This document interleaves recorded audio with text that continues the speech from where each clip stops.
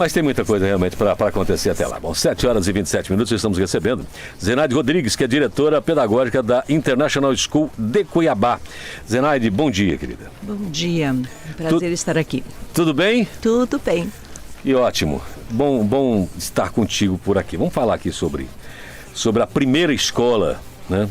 A primeira escola internacional de Cuiabá. Qual é a diferença, grande diferença do ensino integral, a diferença para bilíngue, etc, etc. Eu queria que você nos contasse como isso se dá. Bom dia, muito obrigada primeiramente pelo convite de estarmos aqui. É muito importante, não só para pais, mas a sociedade em si também entender um pouquinho mais o que vem a ser principalmente uma escola regular, uma escola bilíngue e uma escola internacional.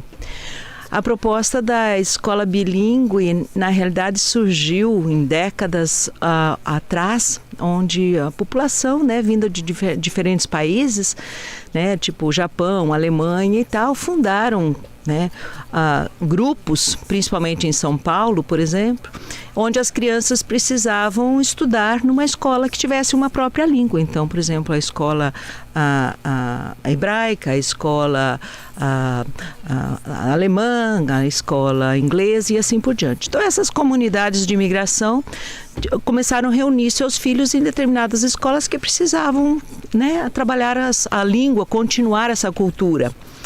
E com o tempo a imigração talvez diminuiu ou as famílias dessas cidades, principalmente São Paulo, Rio de Janeiro, viram que eram escolas diferentes, que as crianças não só aprendiam a língua de determinados países, mas também diferentes culturas, começavam a abrir um conceito maior para a educação.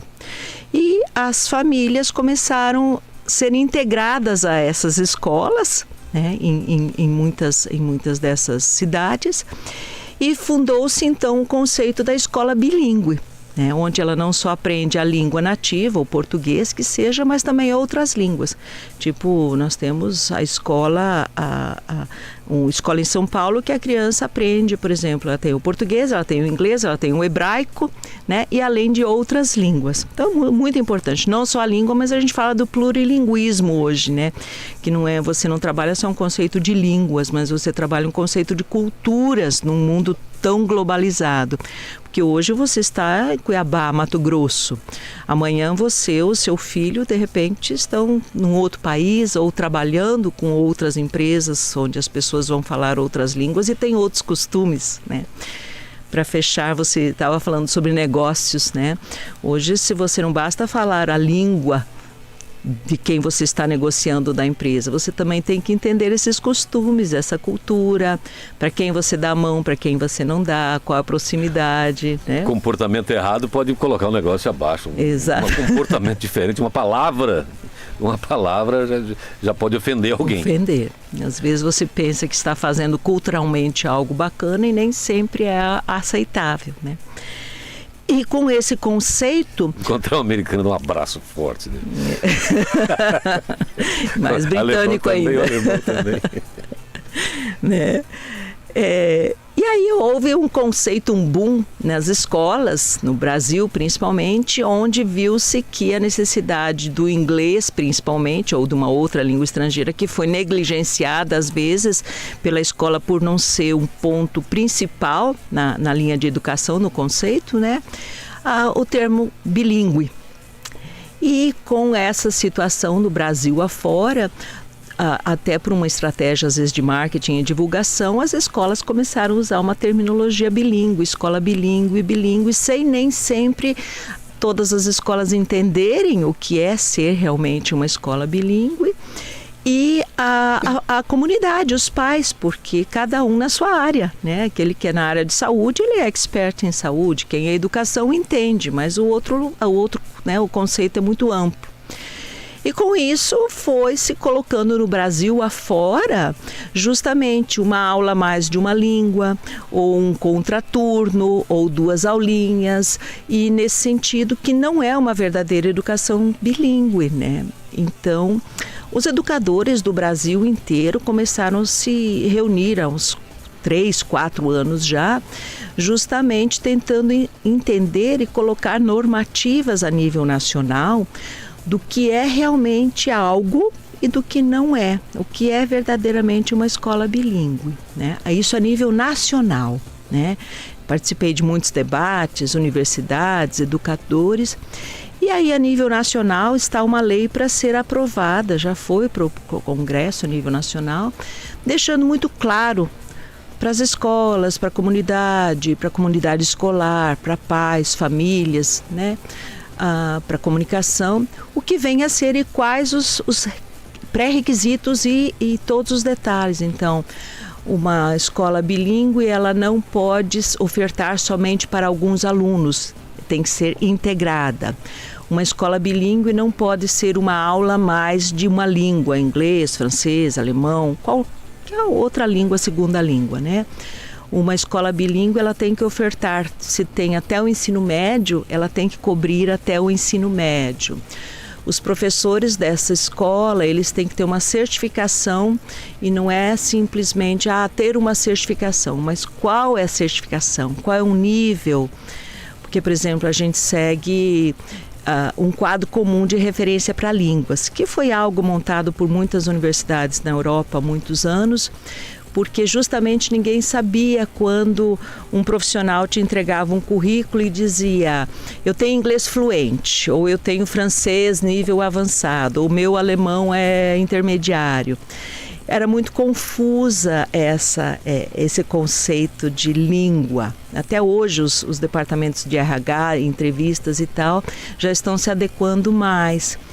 Porque quando você diz, você tem que ter uma régua que meça. E qual que é essa régua? Então, um quadro comum europeu, por exemplo, ele divide línguas, independente de um monte de línguas, em conceitos que a gente chama de, por exemplo, o nível A, o nível A1, A2, B1, B2, C1, C2. Então, o A é um nível básico, um B é um nível intermediário, B1, B2, e um C já são níveis de proficiência. Então, por uma pessoa dizer eu tenho um nível X, francês, alemão, sei lá, italiano, inglês, se ela disser eu tenho um nível C, eu sou um nível avançado de inglês, você realmente domina aquela língua, não só fala e compreende, mas você é letrado, você escreve, você lê, né? E o nível avançado. Para um leigo, o que é o nível avançado? Não basta você morar num país e dizer eu falo, que a gente chama de street language, que é a língua de rua, que qualquer um vai hoje... Consigo me virar, eu compro. Eu compro, né? Mas ele tem que ser letrado, ele tem que ser academicamente comprovado. Então, por exemplo, alguém que vai estudar uma língua e diz, sei lá, 200 horas eu tenho inglês maravilhoso, o meu alemão fica maravilhoso. Não, uma média já comprovada cientificamente é que você tem um nível avançado de uma dessas línguas, pelo menos essas línguas principais, cujo alfabeto é igual ao nosso, né? Porque você vai ver tantas línguas com tantos alfabetos, né? Você gira em torno de umas 800 a 1.000 horas de boa instrução.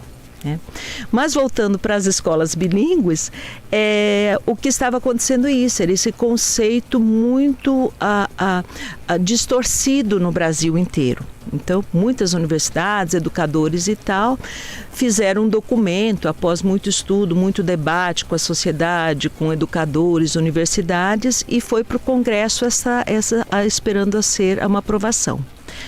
No estado de Mato Grosso foi aprovado, mas é uma coisa bem sucinta, algo muito superficial, né? Então, assim, não está, os quesitos não estão claros do que é realmente uma escola bilíngue.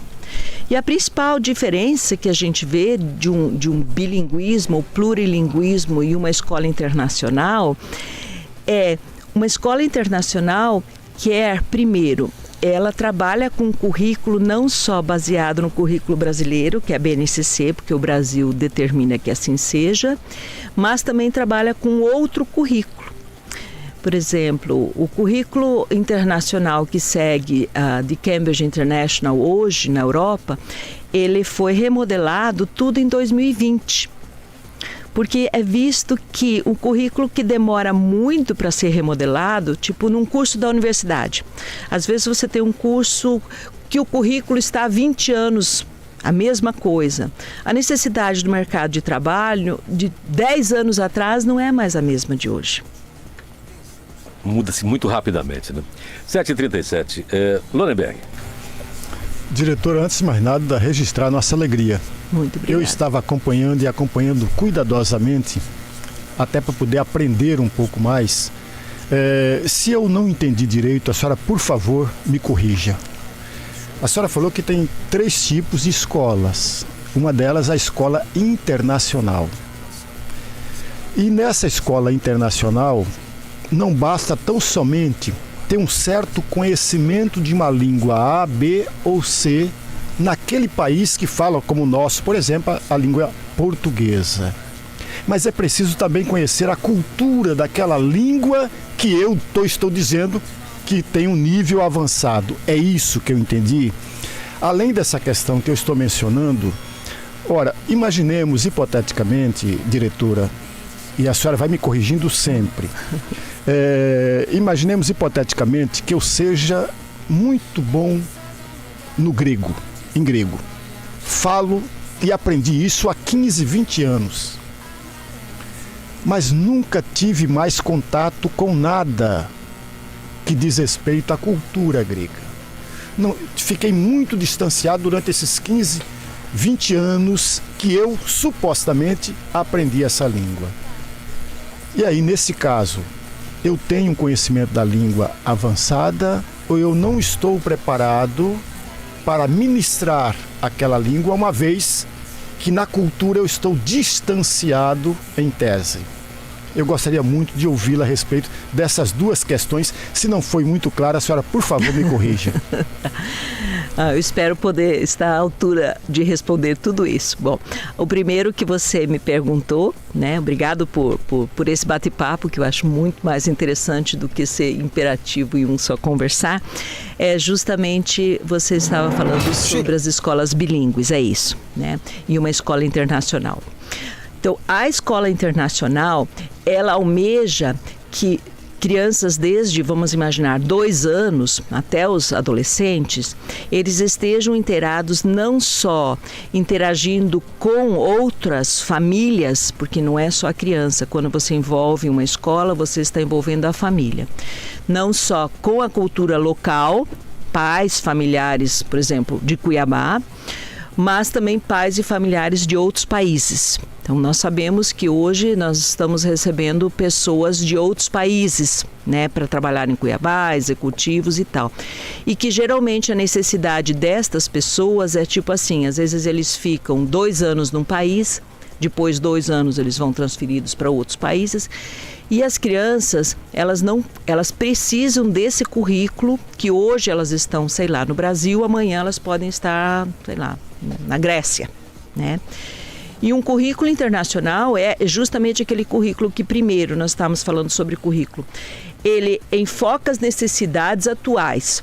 Hoje, por exemplo, há quanto tempo o currículo brasileiro da BNCC, que vem sendo mudado, adaptado também para as necessidades, ele realmente condiz com o que nós precisamos para as nossas crianças daqui a, sei lá, 10 anos, que vão estar no mercado do trabalho, né?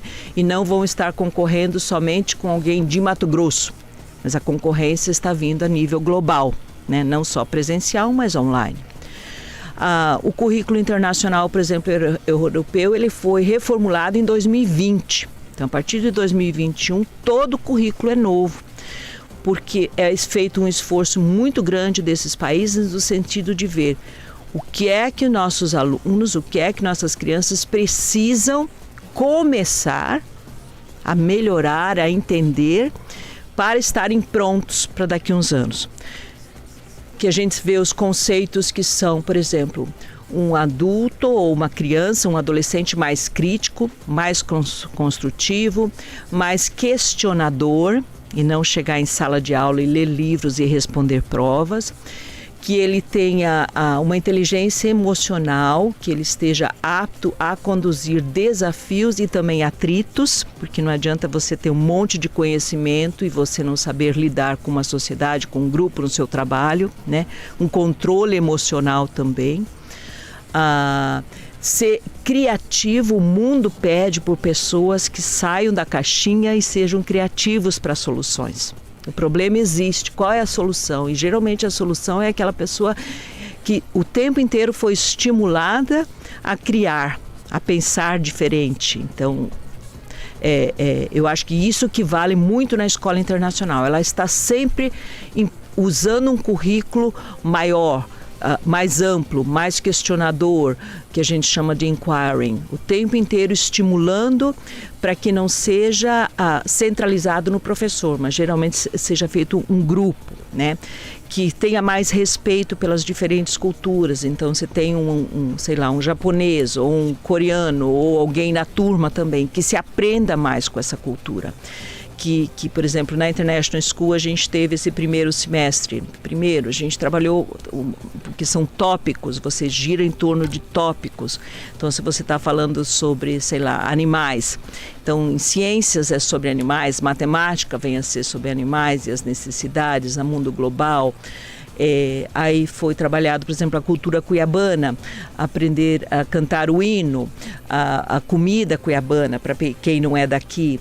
Depois o dia que foi sobre Estados Unidos, 4 de julho, então o hino dos Estados Unidos, onde que fica esse país, quais são as riquezas, quem é de lá, quem não é de lá, como que essa sociedade é. Depois o dia do Canadá.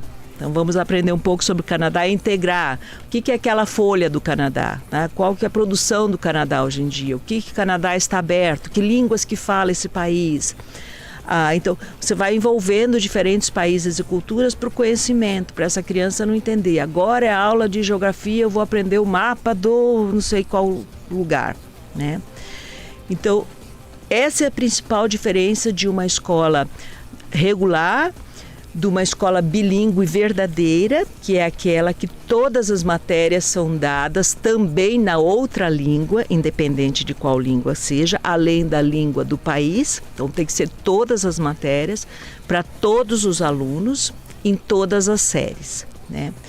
E a escola internacional, que ela abrange 2 currículos. Ela abrange um currículo nacional e ela abrange um currículo internacional, que hoje o aluno pode estar numa escola em determinado país e ano que vem o pai muda, vai embora ou você decide outra coisa na sua vida, além de agregar algo no currículo. Porque nossas crianças já têm que trabalhar no currículo desde cedo. Boas universidades no exterior, vamos dizer assim, geralmente são pagas, são privadas. Não existe um teste como o Enem ou o antigo vestibular. Existe principalmente análise de um currículo. O que é que você fez, como você desenvolveu, que projetos sociais você contribuiu, quais os clubes sociais que você está trabalhando, o que é que você ajuda na sua comunidade. Então, tudo isso faz parte da análise. Quando chega nos Estados Unidos, vocês não dizem, olha, o grande amigo do Biden é o Putin. Não chega a esse ponto. Vinícius. Bom, Zenaide, é um prazer muito grande poder te entrevistar aqui. Eu já ouvi falar muito de você. Muito porque bem, sempre bem. Que bom. Eu tenho um grande amigo da época do curso de administração, da faculdade de administração, que é o Everson Jesus, né? Ele foi professor teu, foi aluno, né? Teu, né? Lá da tua empresa, foi professor, né? E hoje ele é professor, né, de outra instituição e é gerente, né? Eu brinco que ele juntou as 2 formações, né? Administração, né? Que ele é gerente da unidade, né? Então aplica todo o conhecimento na área de gestão, né? Que nós estudamos e também o linguístico, que ele continua professor, né? Ele tem um vínculo, né? Com a molecada. São os filhos dele, ele não tem filhos, né? Então ele adotou a gurizada. Então um abraço aí para ele. Meu amigo WJ, né? O Everson Jesus, né? Que eu falo com ele. E é curioso, eu tive uma colega do mestrado, né? Que eu já estava no doutorado, ela estava no mestrado em letras, né? A Viviane, ela é professora também de uma escola bilíngue, né?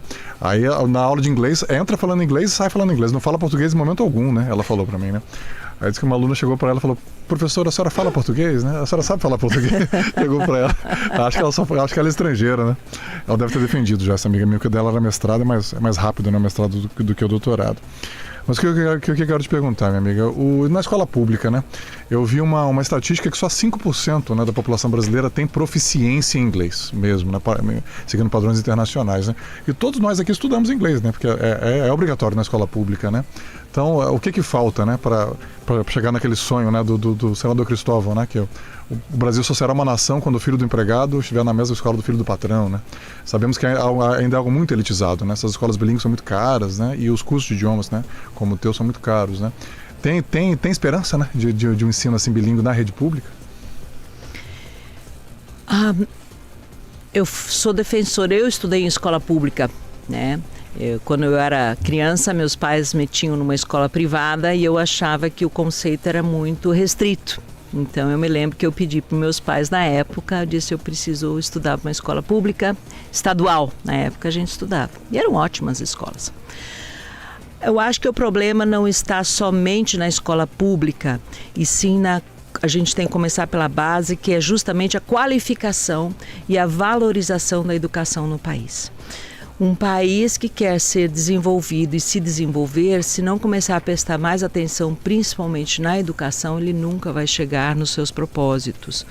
Porque muitas coisas, não só em classe A, B ou C, independente da classe, porque as pessoas também têm que ser o seu próprio esforço e o seu e ter a motivação intrínseca, não é só outros motivando você, mas você tem que se motivar para desenvolver e crescer.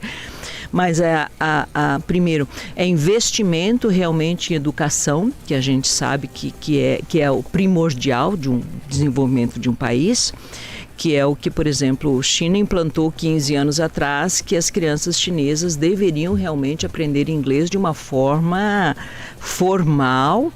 E na época eu me lembro que o Conselho Britânico, ele investiu assim junto com a China para treinamento primeiro dos professores, que essa é a base. Se você não tem quem vai fazer, como você quer que seja feito, né? Ninguém faz a feijoada sem a cozinheira, né? Então é justamente a qualificação dos profissionais, não só da área de inglês, no caso, né? De todos os profissionais, e a valorização. Porque você hoje, eu sou professora, eu digo, essa é o meu sonho, minha missão, minha visão, eu sempre quis ser professora. Então eu não admito alguém chegar para uma ficha médica ou algum consultório e dizer, eu só sou professora. É um absurdo.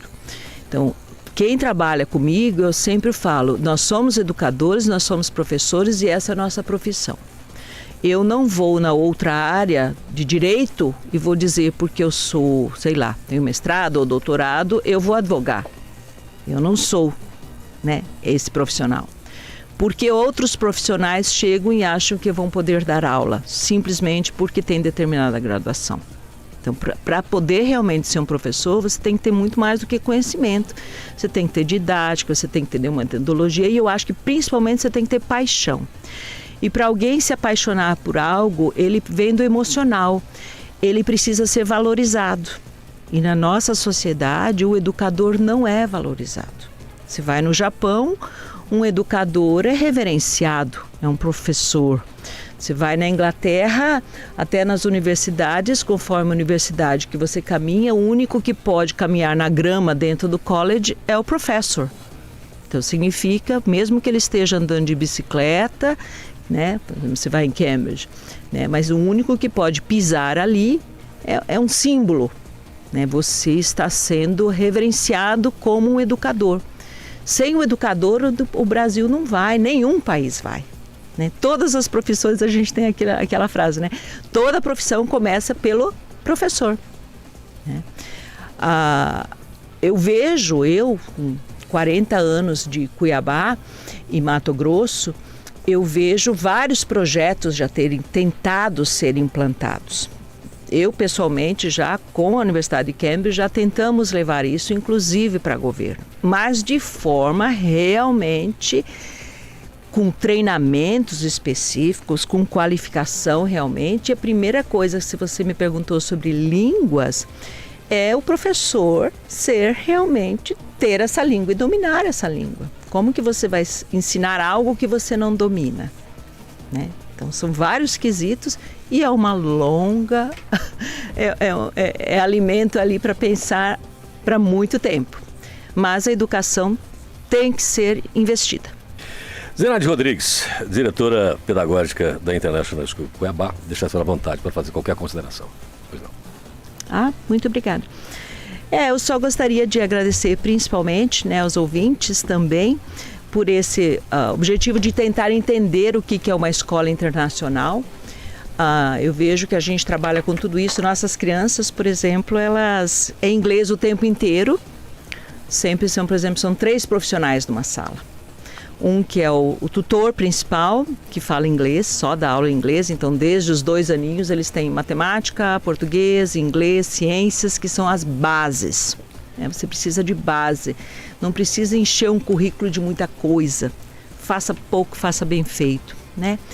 E aí quando você tem, por exemplo, português, que é um biletramento, que eles já aprendem, aí entra uma pedagoga especialista que vai realmente ensinar esta língua, então o tempo inteiro. O cérebro de nossos filhos, de nossas crianças, de nossos adolescentes e dos nossos adultos, falando da Grécia que eu não te respondi, ele é uma capacidade enorme, principalmente para línguas. Línguas, por isso que nós somos o único ser vivo, além do papagaio, né? Mas que processa línguas, que produz, que fala, né? Cujo cérebro pode ser expandido para muita coisa e pode ser aprendido, né? Então a base principal de uma International School e de uma escola bilíngue e de uma escola regular é isso. Ela é muito mais ampla, ela é muito mais profunda. Ela possibilita as pessoas de conhecer culturalmente de forma plurilíngue, não só outras línguas, outras nações, e globalizar e preparar essa pessoa de uma forma mais prática para o futuro. Obrigado, Zenaide. Obrigado, Vinícius. Obrigado, Lorenberg. Muito obrigado, Paulo. Muito obrigado, Vinícius. Muito obrigado, diretor.